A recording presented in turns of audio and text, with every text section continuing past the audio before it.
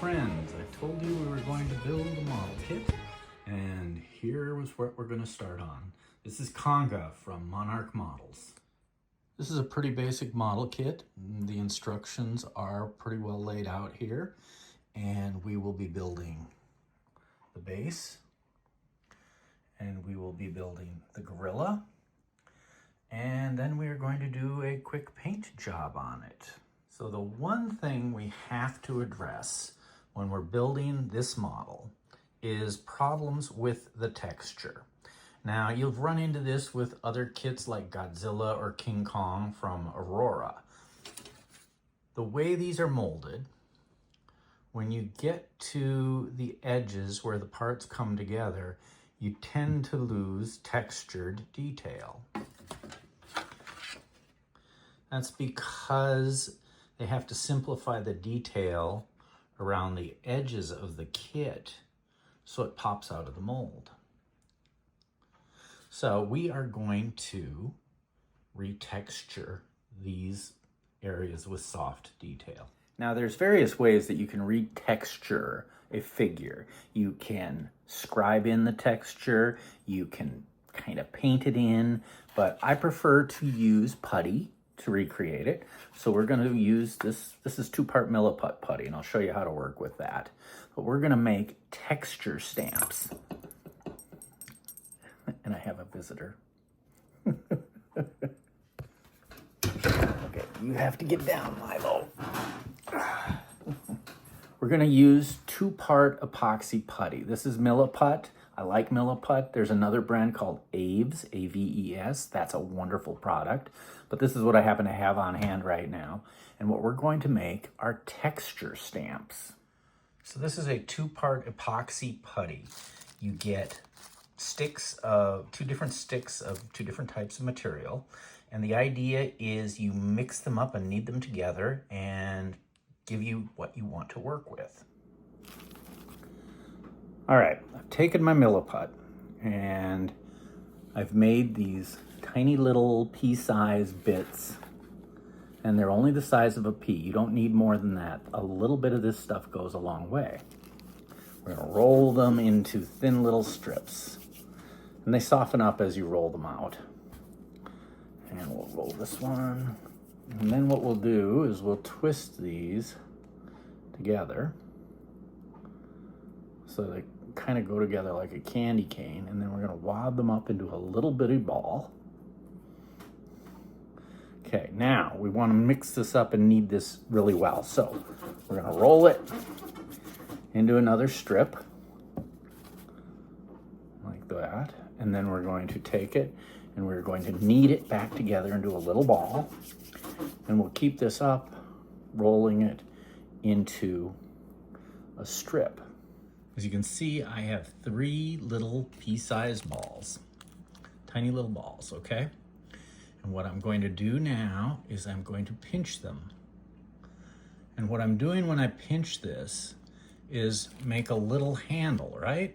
I've got this little piece here. I've pinched it between my fingers. That gives me a handle. And now what I'm going to do is press this onto the texture of the existing kit. This is my soon-to-be texture stamp, and I have wet the model just a little bit so that the new texture stamp doesn't stick to the kit. And I'm just going to push into the model. And so there you see I've created a texture stamp. Now I'm just going to set that aside and let that harden. I'm going to take the second one, and I'm going to do this again and create a second texture stamp. And we'll make 1 more. And the reason I make 3 is because they tend, as you use them, to kind of fill up with putty. I've got 3 good texture stamps. And because it's a 2-part epoxy putty, we'll let those harden in an hour or 2, and we'll be able to use them to embed a new texture on our model.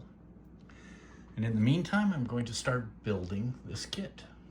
Okay, you can see I've glued most of the figure together, and you see this big raised edge?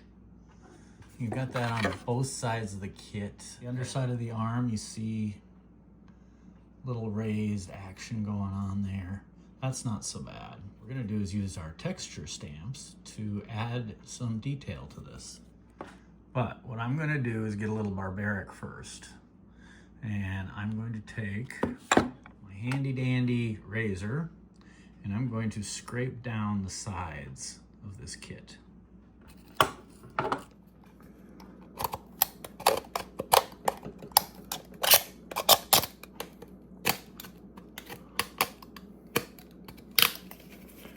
Now the idea is we are going to take down the worst of the ridge. And if you really want to get aggressive, you could take a Dremel tool and grind along here. What I'm doing is removing the worst of the ridge. And be careful so you don't cut yourself.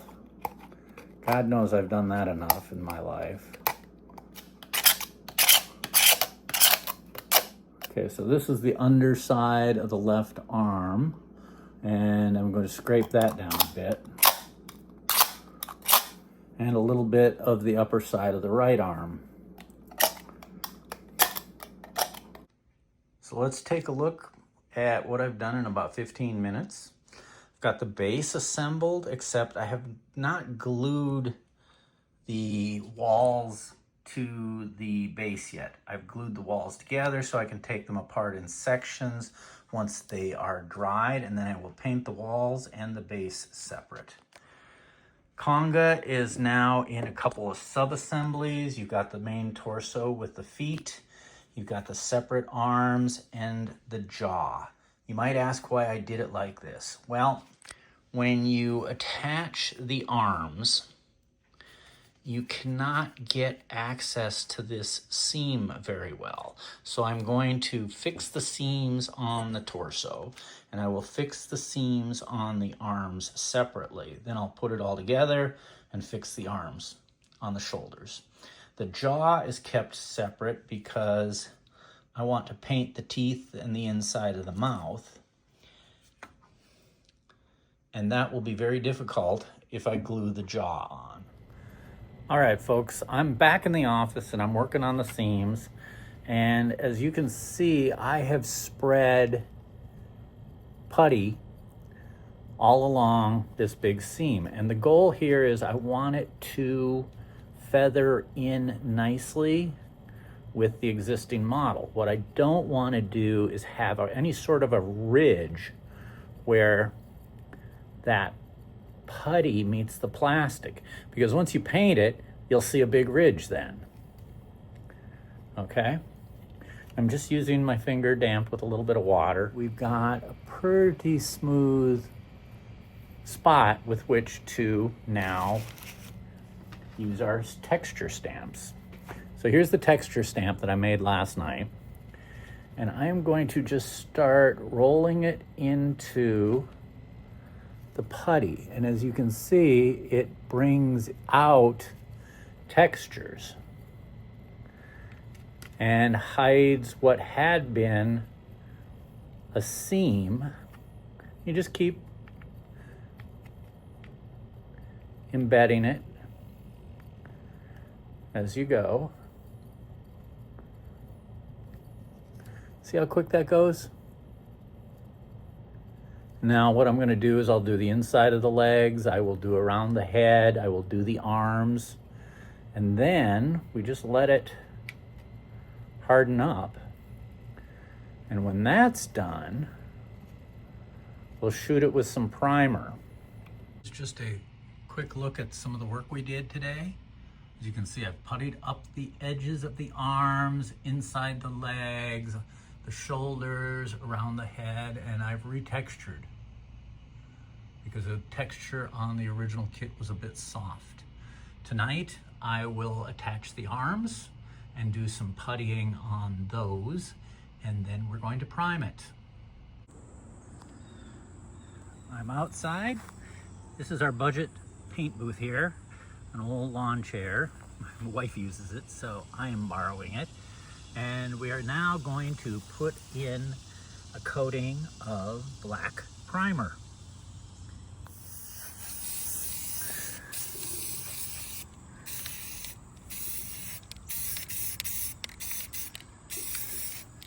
Konga has been painted, and I'm pretty happy with most of the seam work I've done, except on the left side. I don't like that. It looks a little less defined there and a little bit like a ridge, so I'm gonna fill in this area a little bit. The arms turned out very good. We'll glue the arms on and putty up the shoulders, and then we are going to be ready for some more paint. And once it's all primed with the black, then we're going to go over it with, I've got two different shades of brown, so we're going to dry brush dark brown first, and then we're going to dry brush some light brown highlights. We'll wait for that for tomorrow. Now here's the base parts for the building. Painted the door white. I'm going to touch that up with a second coat. I've added some green foliage for the ivy. That's going to get a coat of a wash. We're going to put a wash over this whole thing to bring out the brick detail and tone down all the colors. In the windows, I'm going to add a little bit of a light yellow. Base. I've been having a little bit of fun with the base. The bricks, I used a rustic red to match the bricks on the kit, more or less. And I added a little bit of a very light green dry brush to the base, just to bring out a little texture. Now, the walkway, the pebbled walkway, we'll paint that gray. We will add some dirt around, the footprints and the bushes and things like that. And then once that's done, I'm going to give it a coat of dull coat to kind of lock everything down. And then I'm going to put a wash in to bring out the details. As we did before, there's the new bits of putty. I'm going to just take my texture stamp and add that texture back into the new putty that we've laid in. You can see what I've done there, and we'll let that harden. I have given the base a coat of dull coat, so that is going to allow me to go in here and put a glaze over the top of this. The inside of Konga's mouth I painted white, and his teeth are white, and I'm going to go in there. I've sprayed it with dull coat, so now I'm going to go in and add some color to that. So we've got a couple of processes to go through here.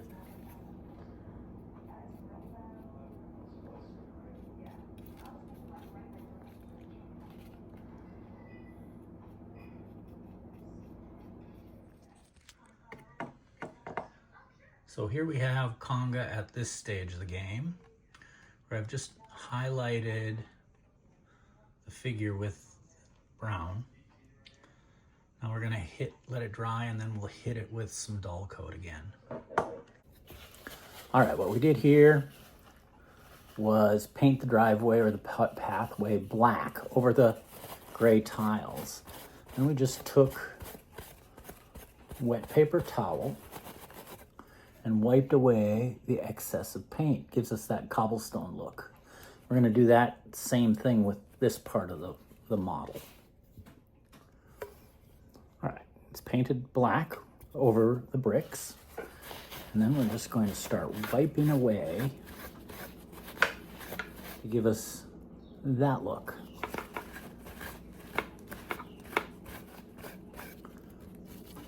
That's the look we're going for. Now for the rest of the grassy areas, we are just going to do a black wash, and we just soak it in there. And we go over it with a little bit of paint. And this is very, very thinned out into every nook and cranny, like so. And then we'll wipe it off again. But this, like I said, is very thin. Just enough pigment to fill the holes. This can be very messy too, so don't wear good clothes. Okay. paper towel. We want to get most of this black off of there. There we go. All right, we're going to do the same thing with the building.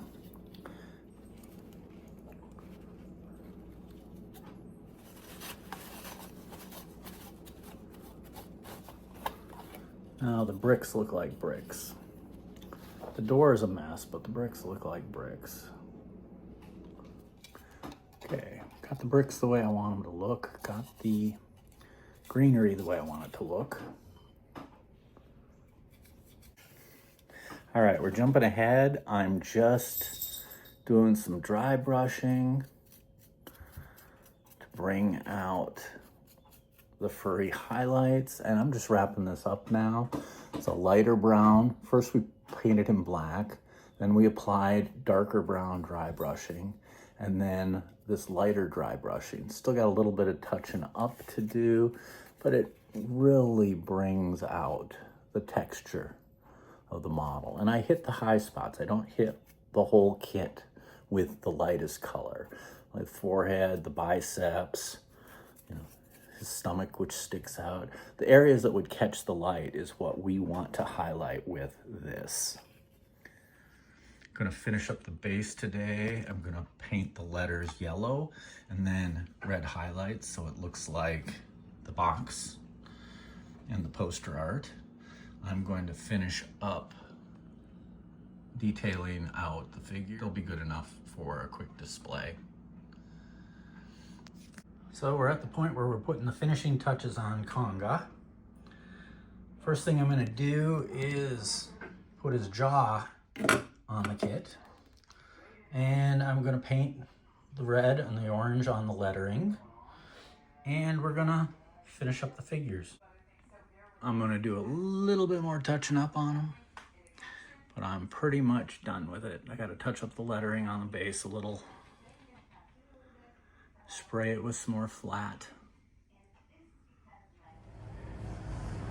So now here we are set up at the IPMS Nationals, and you get a look at Konga, all built up, painted. Figure turned out okay. The rest of it, good enough. I gave up on the doors and the windows, so I just painted them dark. The lettering on the base is okay, but the font is different from the box and the poster, so it didn't turn out quite as good as it should. I should have probably just left it yellow. But for being a quick build, I'm more than satisfied with it. So hope you guys like it. Hope you guys like the kit. And I hope you can join us here at the IPMS Nationals, where we have all your favorite spaceships, monsters, Sea Lab, and of course, Konga.